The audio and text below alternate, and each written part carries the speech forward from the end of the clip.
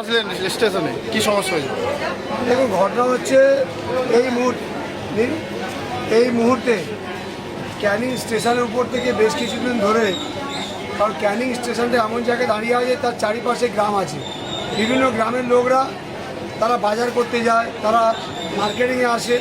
এবার যারা রেলের ওপার থেকে আসে তারা স্বাভাবিক কারণে ট্রেন লাইনের উপর থেকে হেঁটে বাজারে ঢুকে।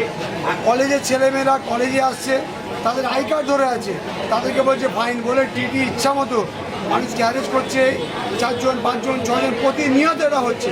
আমরা বারবার লোকের মাধ্যমে বলেছি যে এটাকে দেখে নেওয়ার জন্য, লোকাল মানুষ যেন কোনো হ্যারেজ না হয়। তাদের দুর্ব্যবহার বেড়ে যাচ্ছে। এখানে পাণ্ডেজি আছেন, অত্যন্ত ভালো মানুষ উনি আছেন আরপিএফে, উনি পুরো ব্যাপারটা দেখেন। কিন্তু উনি তো যখন ছুটিতে থাকেন তখন অটোমেটিকলি কোনো মানুষ আসলে মানুষ বিপদে পড়ে যাচ্ছে।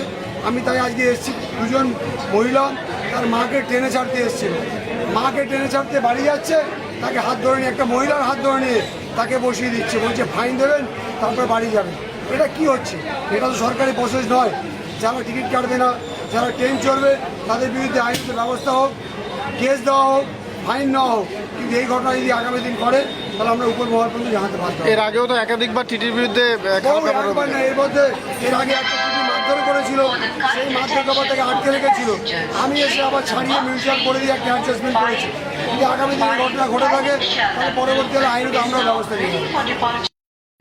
বলছি আমি আমার বোনকে আর ভাই, আমার 2টো ভাই, একটা বোন, আমার 4 জন এসেছিলাম টোটাল গাড়ি নিয়ে। তা একটা ভাই সোনারপুরে নামবে, তাই 2 জন ছাড়তে এসেছিলো। ঠিক আছে, ভাই ট্রেনে উঠে যাওয়ার পর, ট্রেন ছেড়ে দেওয়ার পর বোন আর ভাই যখন বাইরে বেরোয় তখন এক টিটি স্যার ধরে আমাদের হেনস্থা করে। ঠিক আছে, আর আমাদের কাছে টাকা চায়।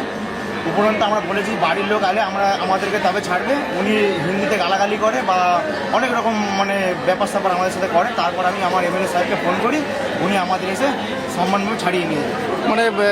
কেন করলো, কেন হঠাৎ করে এরকম খারাপ ব্যবহার? জানি না, রেলের ব্যাপার তো, গাড়ি আছে ওখানটা, ঠিক আছে, রেলের ব্যাপার তো আমরা জানি না।